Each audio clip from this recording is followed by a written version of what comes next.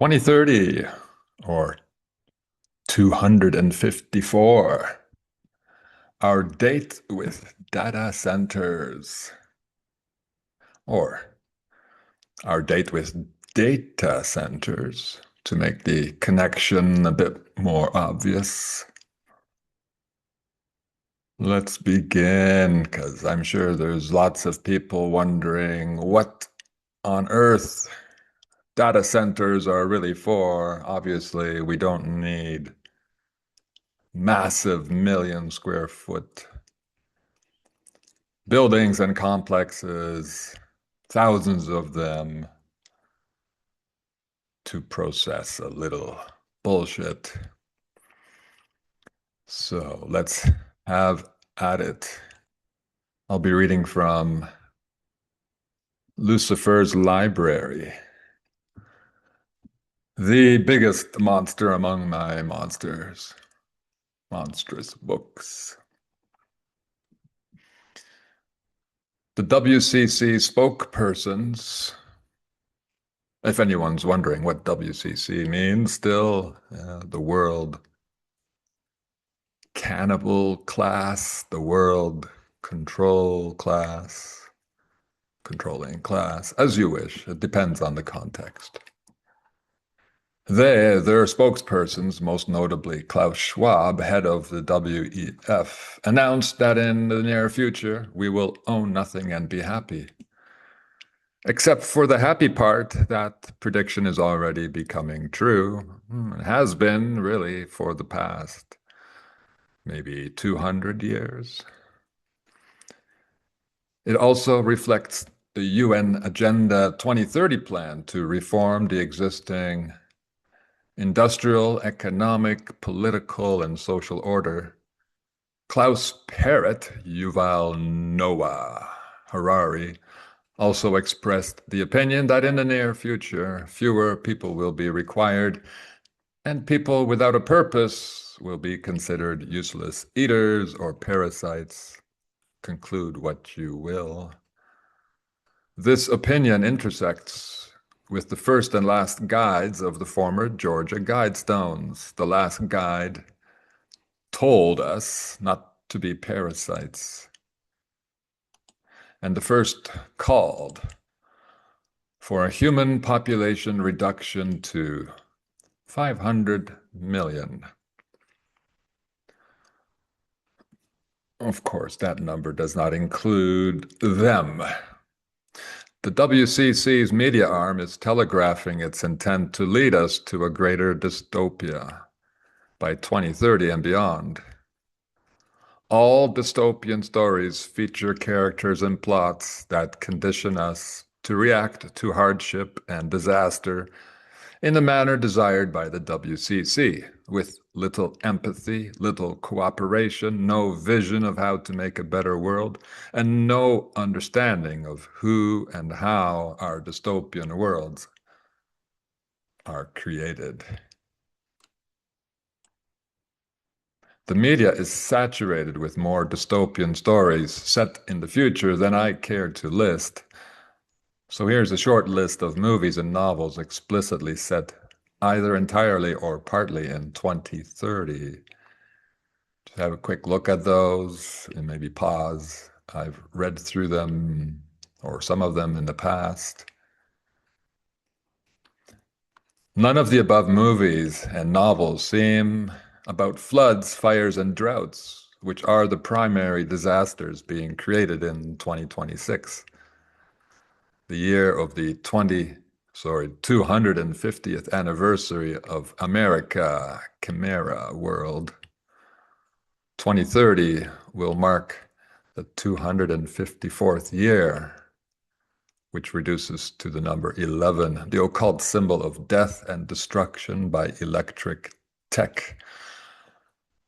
Coincidentally, many movies and books are about secret weapons that can manipulate the weather into destructive patterns, the kind occurring with unprecedented severity and frequency in 2026. Here is a short list: Geostorm, Storm, Snowpiercer, The Avengers, the Dune series by Frank Herbert. I wish I knew that series a little better, as so much of it is underground.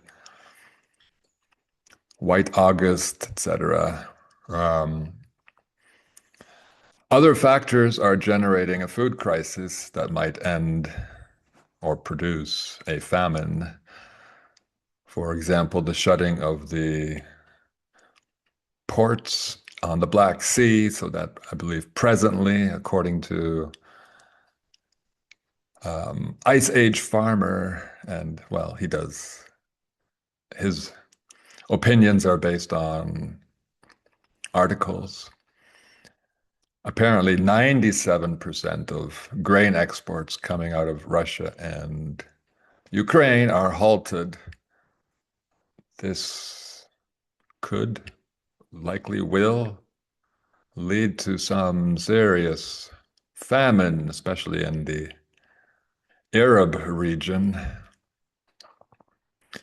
Other factors are generating a food crisis. As I said, that's not the only one. The WCC has also used literature and movies to tease and torment us with hunger-related themes. For example, the classic Grapes of Wrath. I think maybe my first video lecture, certainly with fakeology, concerned the Grapes of Wrath. It follows a family's Dust Bowl migration and struggles with poverty and starvation. The author Steinbeck intentionally did not explore the causes of the drought and intentionally did not discuss methods of preventing future droughts. It's all drama, and really humiliating drama, as the story ends with a starving grown man, suckling from a young woman's breast.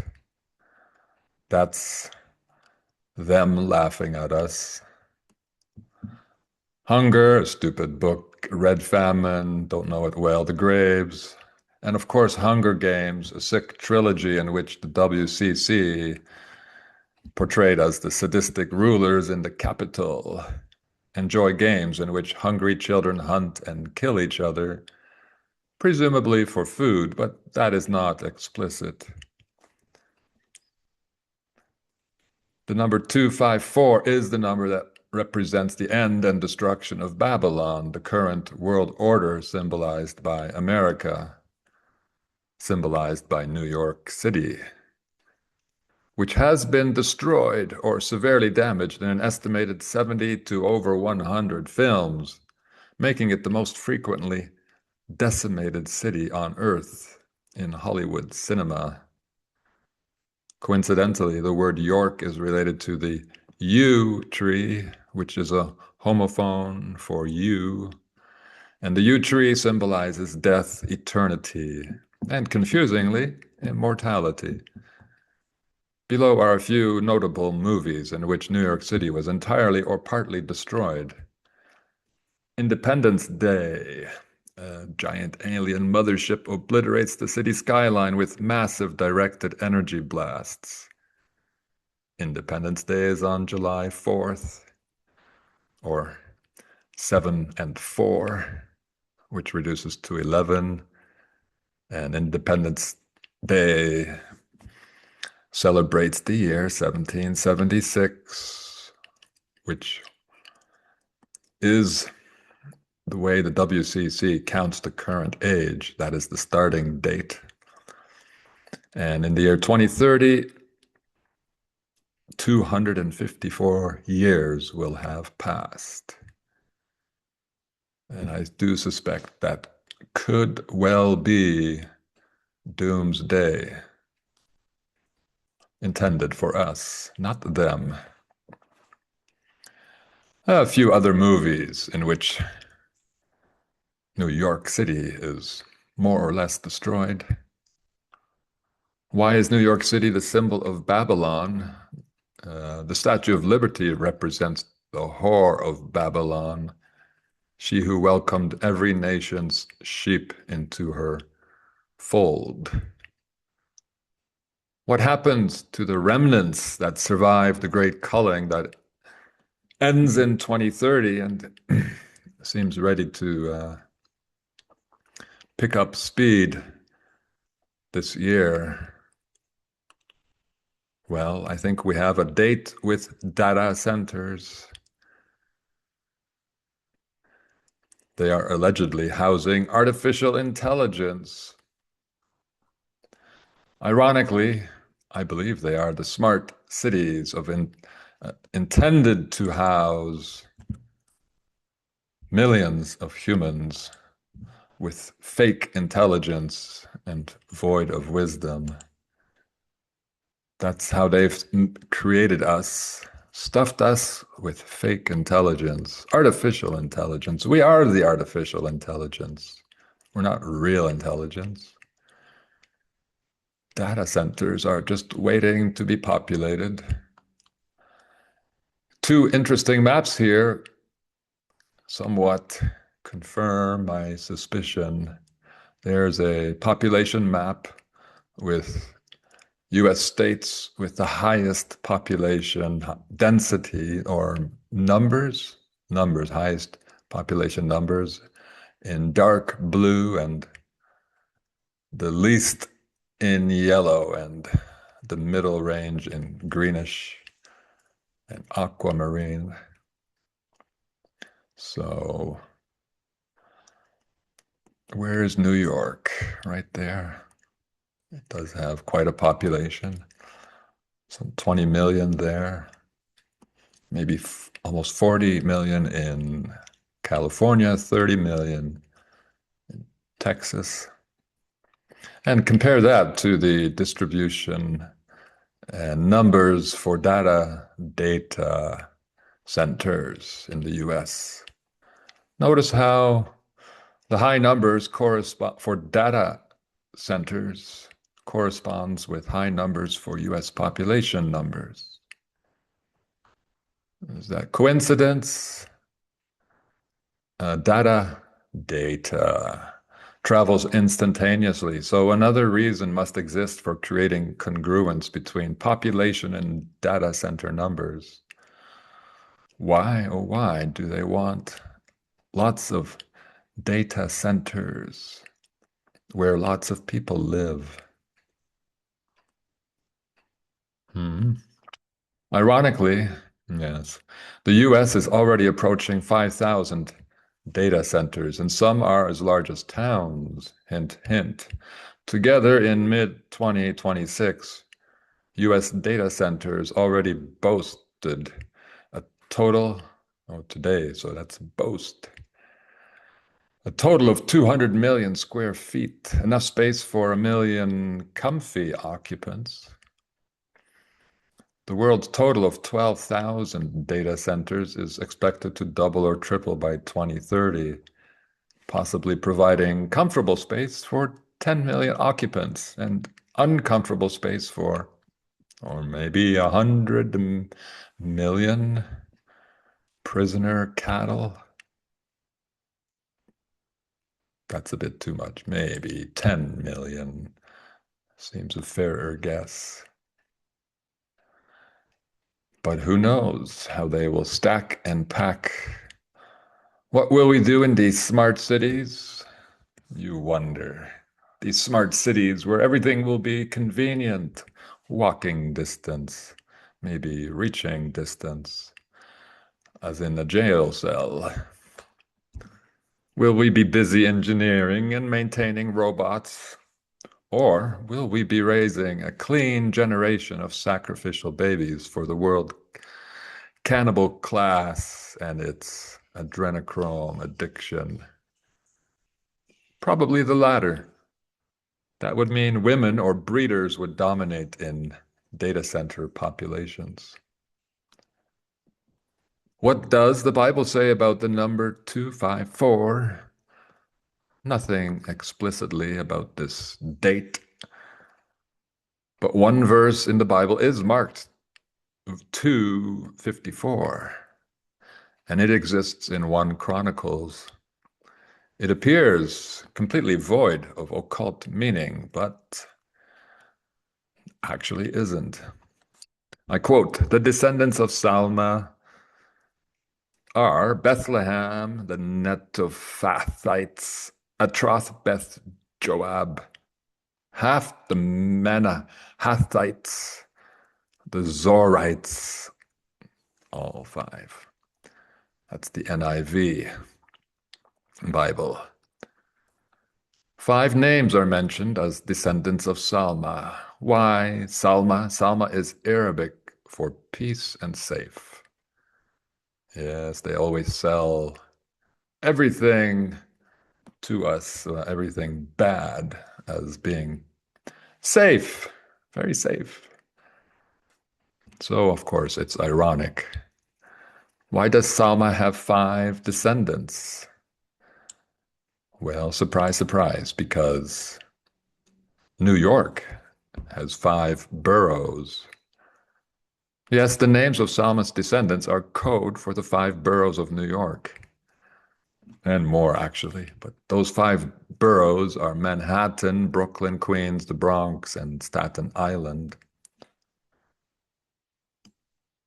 So this connection, descendants to boroughs, what a strange reading, isn't that? May help explain why the first descendant of Salma is not the name of a person, but the name of a town, Bethlehem. Below are my attempts to decode the 5 names. Bethlehem, the town of a famous birth, symbolizing beginning. Maybe Brooklyn. Brooklyn has an old church named the Swedish Evangelical Bethlehem Lutheran Church. The second descendant, Netophathites. What to do with that? It has the word net at the start. I should have done something with that. Neit, Nate, is an Irish war god.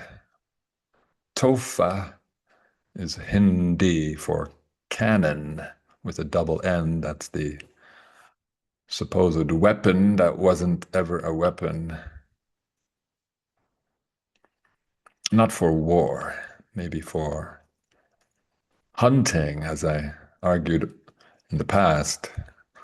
The noise produced by a cannon is too great, except perhaps for incapacitating animals. A homophone for cannon is cannon with a single N, and that word is used in Japan to mean a borough or neighborhood. So now we have 2 descendants with names that connect to places, even a borough. Number 3, Atroth Beth Joab. Atroth is Hebrew for crowns, which connects to Queens, that other borough in New York. And we have half the Manahathites. Well, correct me if I'm wrong, but that name sounds just a little like Manhattan. Oops. Doesn't it? Just a little? Manahathites, Manhattan. If we turn Manhattan into a word for the people in it, Manhattanites. Okay, one of the boroughs. Lastly, the Zorites. What to make of that word? Well, it starts with the letter Z, the last letter in the alphabet. These WCC hacks do love their letter and number games and their parallels and symmetries. The Zorites. Zori is Romanian for dawn, the beginning. Remember, we had the beginning in number 1 associated with the first descendant, the beginning. a Romanian word. Is that related to the Bronx? That's the last borough left on the list. The Bronx was named after Jonas Bronk. The area is named after an early 17th settler, yes. He was Swedish again. Oh no, he was Scandinavian, so maybe Swedish. And we had Sweden in the first description of the first ascendant. Descendant! Damn. Um, he brought or bought 500 acres of land there in 1639. Sweden contains the word Eden, the place of the beginning. These are not coincidences. This is all carefully encrypted by the authors. And why New York? Because it symbolizes Babylon, it symbolizes America, it symbolizes the current world order that began in 1776, and I suspect, will end in 2030. We're well on our way to destroying it. Well, I don't mind. I just prefer to replace it with a better world, not a worse one. Okay, yes, let's review. The first and last names are associated with beginnings. The symmetry and the first is the same as the last pattern. Above, as below, the alpha and the omega, these ideas. These are endemic to WCC writings. They really don't like endings for themselves, but love them for us. Indeed, verse 254 in 1 Chronicles is not about beginnings. It is about the end of this 250-year-old, presently 250, Babylonian era. In its 254th year, which is in 2030, which is the 254th year since the founding of the independence of America, the U.S. or us, aka us. And of course, the number 254 reduces to 11, the number associated with electric weapons. As I write, the electric wires in American homes and the electric grid in America are being used as weapons to incinerate homes. That's my conclusion after watching enough videos and seeing the evidence and hearing some experts talk about what's happening. The forensic arborist who was interviewed on the Brush Junkie channel, and another expert, his name slips my mind. I shared a part of that interview recently on my Sunday evening Fakeology show. So yes, I think there are no lasers, no wildfires either, no something more devious, nefarious is happening. Our homes, unbeknownst to us, were always execution chambers. The electric wiring can be weaponized. Enormous amounts of voltage can be run through the wiring to reduce our homes and us to dust. So try to sleep without your electricity on, please. If you live in the US especially, that's where this project is starting. It will likely expand to other nations. Turn off your power at least when you sleep. And it might be time to quit this electric world order. This tactic, as I say, will likely expand to other countries. Presently, it is limited to the US. Next year, the year 2027 is a number that reduces to 11, and the same is true of the year 2028 if we subtract the required 1,000 years. I've spoken about that in the past. And the year 2029 reduces to 13, not a lucky number either. So we are really set for some dystopian shit for the year as we approach the year 2020, 2030. Regarding the key number 11, Genesis 11 introduces the Tower of Babel. Babel, baby.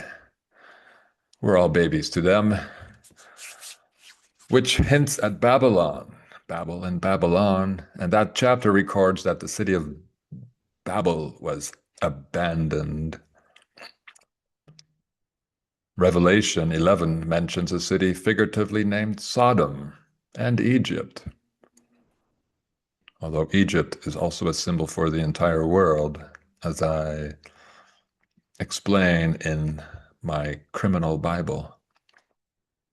And it states that 1/10 of that city was destroyed, which sounds like one borough was destroyed.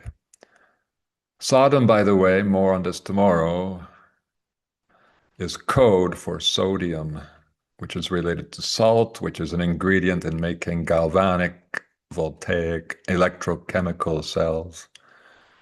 And Lot's wife was transformed into a pillar of salt as she looked back at Sodom's destruction.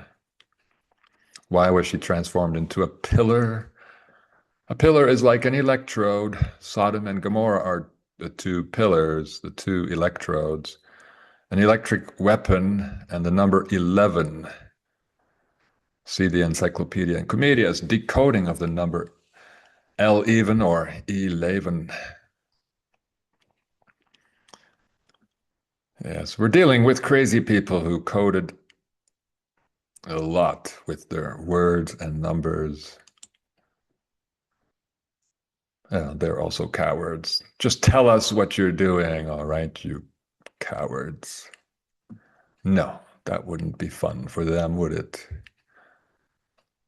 New York City in the US has a twin city, the city of York in the UK. The twin city concept is present in the number 11. Twin cities exist all over the planet.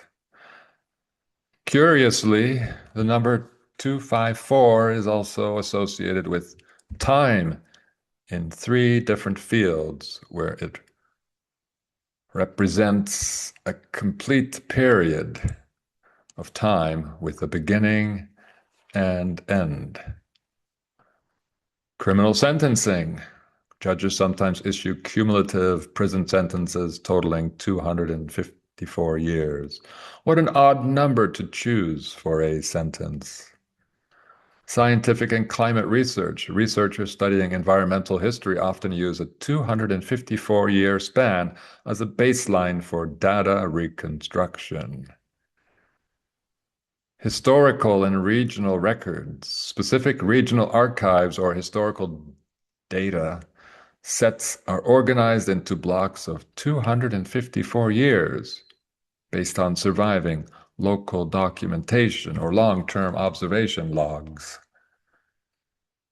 Why would they choose such an odd number? Well, it is an even number, but it's an unusual number to choose. Unless they're all in on the number game and the plot. I suspect the people who create the policies and the numbers for these fields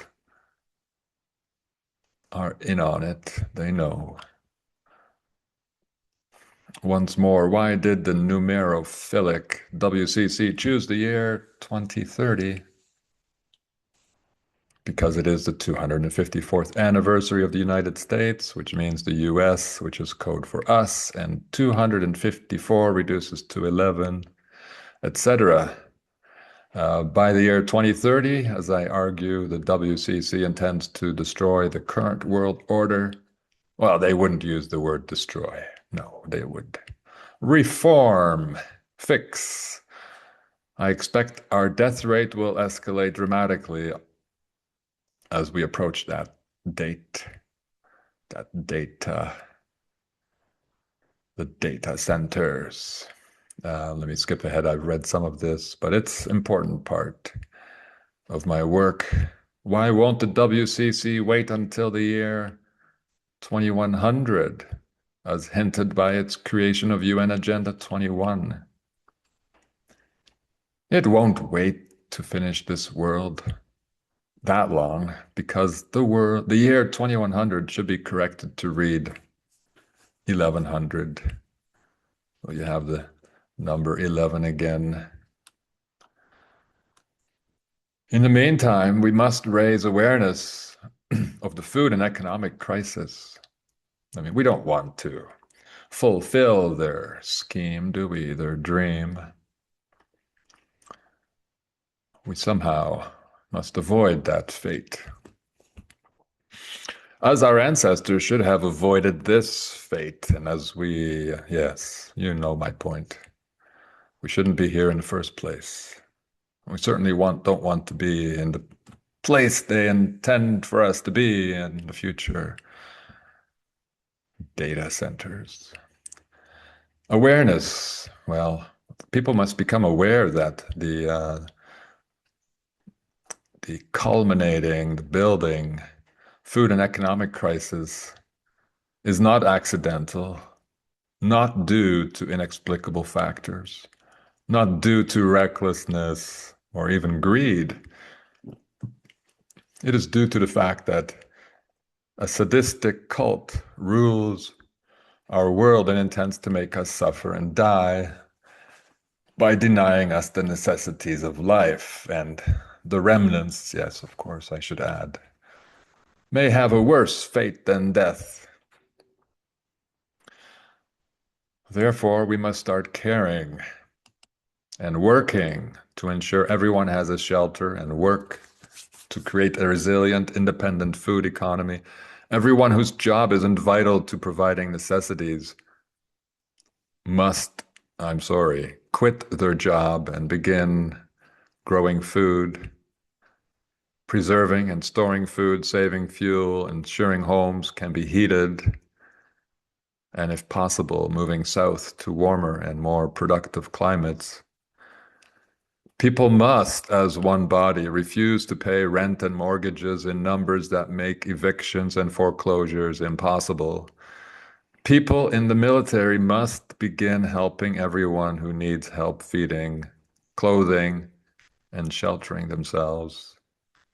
Police officers must begin serving the people instead of their heartless paymasters. Make yourself useful, people. Like, you're arresting petty thieves while millions are struggling to pay their bills. Finally, everyone should, of course, develop mental fitness for the difficult times ahead. And the best way to do that is to study books, maybe mine more than others. And as far as you are able, apply the hexagon. It's part of every one of my books. It will be appended to 4 of the 6, and it is in the other 2 as well. It is the most important part of my work, the hexagon. With that, I wish everyone, well, geez, stay happy, of course. That's part of staying healthy. But please don't treat my work as university lectures or worse, or lessons in public school. Try to take some action, anything at all. Share my work. Post links or mention my titles in my YouTube channel, elsewhere on this great World Wide Web. Buy my books if you can. 3 are online. I'm determined to hurry up and get the other 3 up and available. This giant I've been reading from, Lucifer's Library, clocking in at 760 PDF pages, will have to go as maybe 3 volumes for printing via lulu.com. Be well, everyone. Fearless. And please do take some actions.